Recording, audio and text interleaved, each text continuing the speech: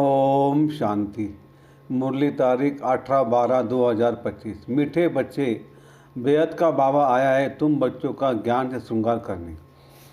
वो इस पद पाना है तो सदा श्रृंगारे हुए रहो। प्रश्न, किन बच्चों को देखकर बेहद का बाप बहुत खुश होते हैं? उत्तर, जो बच्चे सर्विस के लिए एवर रेडी रहते हैं, अलौकिक और पारलौकिक दोनों बाप को पूरा फॉलो करते हैं, ज्ञान योग से आत्मा को श्रृंगारते हैं, पतितों को पावन बनाने की सेवा करते हैं, ऐसे बच्चों को देख बेहद के बाप को बहुत खुशी होती है। बाप की चाहना है मेरे बच्चे मेहनत कर वो इस पद पाए। ओम शांति। धारणा के लिए मुख्य सार। 1. स्वदर्शन चक्र फिराते पापों को भस्म करना है। रूहानी पढ़ाई से अपना पद श्रेष्ठ बनाना है। किसी भी परिस्थिति में आंसू नहीं बहाने हैं। 2.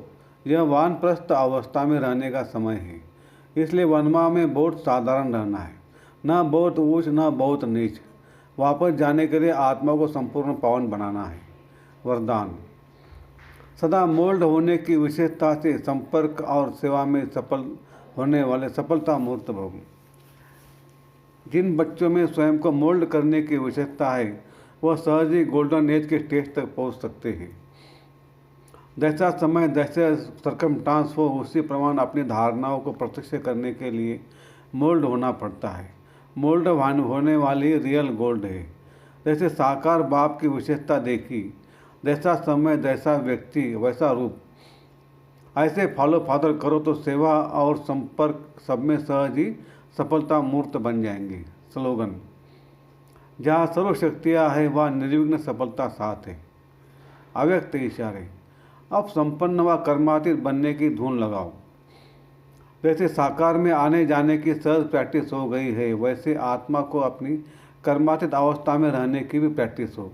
अभी अभी कर्मयोगी बन कर्म में आना, कर्म समाप्त हुआ फिर कर्मातीत अवस्था में रहना, इसका अनुभव सहज होता जाए। सदा लक्ष्य रहे कि कर्मातीत अवस्था में रहना है। निमित्त मात्र कर्म करने के लिए कर्मयोगी बने फिर कर्मातीत बनना है। अच्छा, ओम शांति शांति शांति। शुक्रिया बाबा, शुक्रिया आपका, लाख लाख शुक्रिया। Thank you thank you thank you.